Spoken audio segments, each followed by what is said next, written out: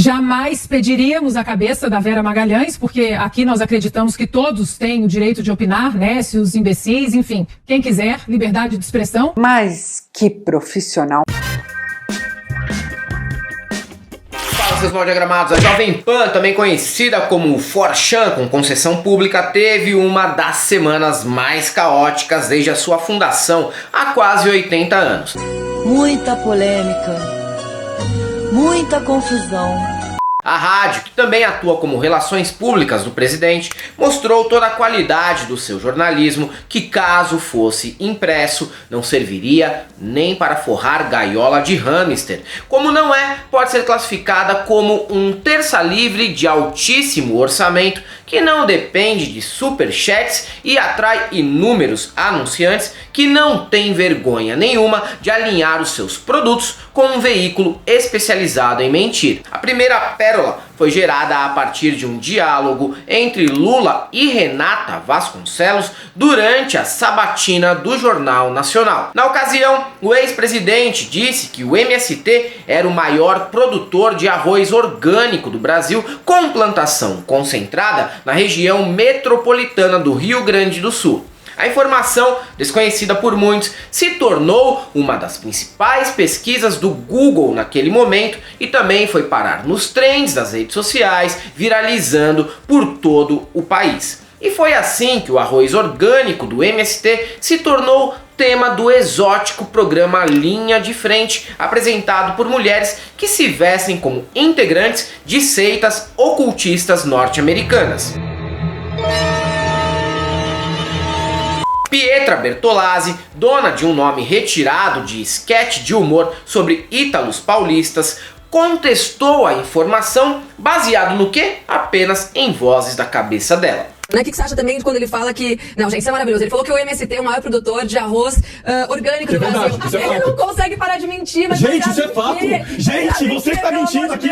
A provocação gerou um bate-boca no estúdio e, posteriormente, a Pietra foi desmentida ao vivo pela âncora do programa, Carla Secato, que realizou a checagem rapidamente, mas disse que, infelizmente, o dado estava correto. Repare, infelizmente, a pessoa se ressentiu pelo fato do MST não ser aquilo que ela imaginava e ainda ficou ofendida pela realidade de um fato que ela mesma checou. Como o quê? Ele é uma Exatamente. ele é uma entidade, ele é uma ONG, Eu ele é peguei um aqui, partido gente. político, Infelizmente ele está correto. Gente, mas tá quase Infelizmente eu estou correto. Destaque aqui vai para as duas mulheres que citamos anteriormente. Secato se destacou na TV Record e aparentemente já está confortável na nova casa. Se antes o jornalista ou ator que não estava morto parava na Record, agora existe um degrau inferior que é a Jovem Pan. Já Pietra Bertolazzi merece comentário mais robusto. A nova estrela da Pan é a famosa Quase.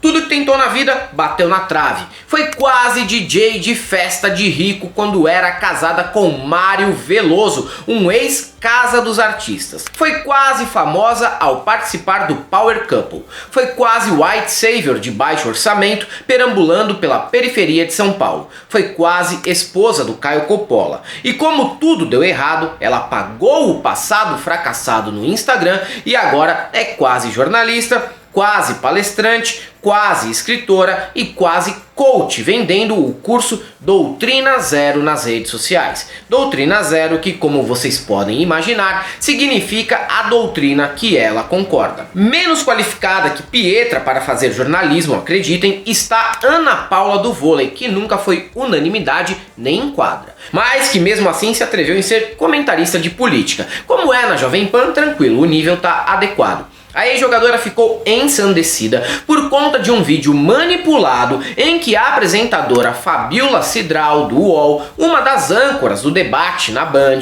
aparentava ter dito que Vera Magalhães formulou uma pergunta de propósito para provocar o Bolsonaro. No vídeo original, Fabiola comenta a fala da candidata a presidente Simone Tebet do MDB e não a de Vera Magalhães, apresentadora do Roda Viva.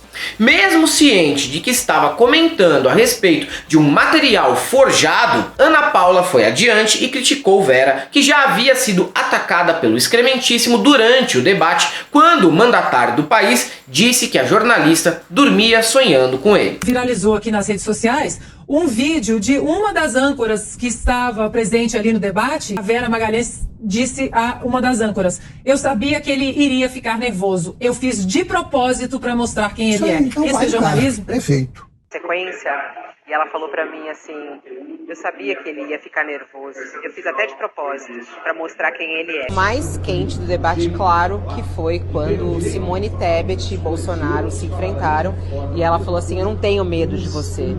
E eu vou te confessar uma coisa, eu conversei com ela logo na sequência e ela falou pra mim assim: eu sabia que ele ia ficar nervoso. Eu fiz até de propósito para mostrar quem ele é. No dia seguinte, cobrada pelo compartilhamento da fake news, a ex-jogadora de vôlei tentou se retratar, mas desistiu no meio do caminho e atacou Vera novamente, alegando que ela seria uma jacobina que vivia pedindo a cabeça de outros jornalistas. Até agora, a jornalista aí, jacobina, que vive pedindo a cabeça dos outros jornalistas e que publicou uma notícia falsa e ela não corrigiu, ainda continua na rede, nas suas redes ali, a informação de que o presidente havia fugido da sabatina.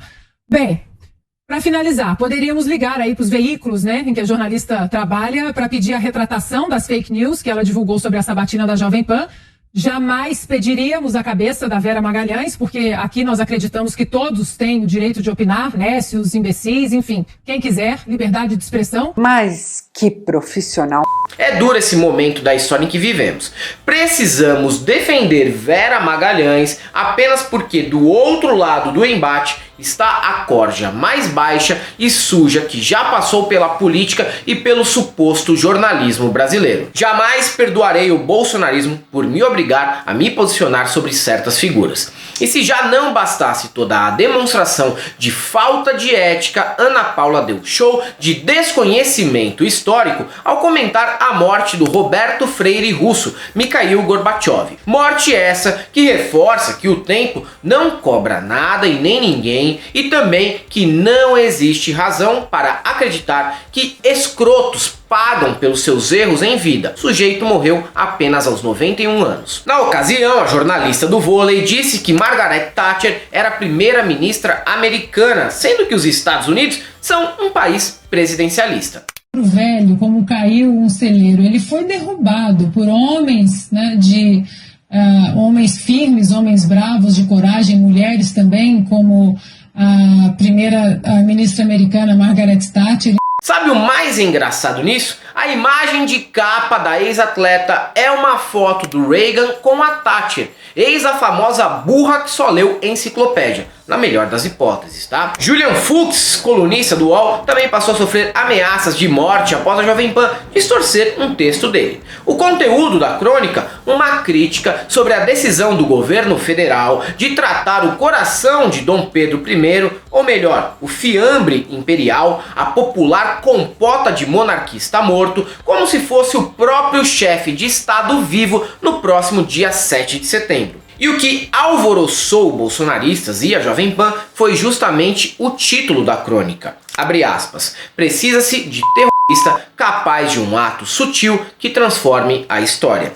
A palavra terrorista foi usada para criticar os festejos oficiais, mas bastou isso para a Jovem Pan publicar: colunista do UOL defende a contratação de um terrorista para atrapalhar os atos de 7 de setembro. Agora vamos ver a declaração de Fux sobre isso daí. Abre aspas para ele. Usei a palavra terrorista em sentido figurado, literariamente evocando uma ação poética contra essa cerimônia e afirmando desde a primeira linha que a proposta era contrária a toda violência, truculência, brutalidade e grosseria. Eu também sou contra o terrorismo, só que torço mais para que aquele coração caia dentro de um bueiro do que para o Brasil vencer a Copa do Mundo. Me desculpem. Chegou perto, ficou perplexo com o tamanho do problema. Eu tô passada, chocada. Meu Deus. Já o falecido Augusto Nunes entrou para o grupo de brasileiros que negam a existência da fome no país. Depois da ministra Tereza Cristina dizer que ninguém fica sem comer porque aqui existem muitos pés de manga, e o Bolsonaro comentar que nunca viu ninguém pedir o que comer em padarias, o defunto de banho tomado da Jovem Pan assegura que não existem crianças em situação famélica no país e nem dormindo nas ruas. Para ele, só dorme na rua quem de vez em quando exagera na bebida e não consegue chegar em casa.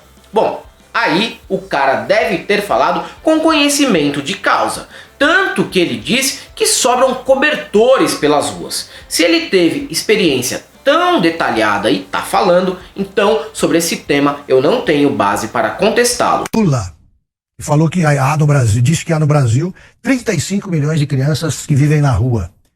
A turma que celebra a tal, agora chamada de insegurança alimentar. Gente que morre de fome. Já disse aqui que eu não vi nenhum morrer de fome. Nem de frio. Aqui só o sujeito que dorme muito bêbado e não se cobre, porque cobertores sobram. É só andar pelas ruas aí que vocês vão ver. Sobram. Brasileiro é assim. Então Para fechar a semana, na manhã de sexta-feira, 2 de setembro, o tema era o atentado contra a vice-presidente argentina Cristina Fernández de Kirchner. Um legítimo integrante do movimento White Pardo tentou dar um tiro no rosto dela, mas a pistola, felizmente, falhou bem no momento do disparo. Mesmo tendo inúmeras tatuagens que remetem ao neonazismo esotérico e seguindo dezenas de páginas sobre teorias que exaltam o legado do Adolfinho, a correspondente da Jovem Pan na Argentina disse que existe a possibilidade do ato ter sido armado pelo próprio governo. Certamente devem acreditar nessa hipótese porque já viram um candidato apostar em um atentado forjado para comover a população durante campanha. Com isso, eles imaginam que todos agirão da mesma maneira. Mas não podemos deixar de dizer que os programas de infoentretenimento da Argentina, aqueles que sempre trazem mulheres que parecem a Sarah Winter na atualidade, atuam igualzinho a Jovem Pan. Então, não estamos sós na lixeira da imprensa desse continente. O mais bizarro na história é que o autor do atentado é brasileiro, embora não tenha ligações com o nosso país e viva há décadas na Argentina. Claro que com as informações preliminares, muita gente imaginou que se tratava de um bolsominion. Não era de fato, e isso gerou muita contestação e debates nas redes. Certo, não era mesmo, tudo bem, a gente admite, mas era neonazista. Muda ou alivia alguma coisa no fim das contas? Não, né?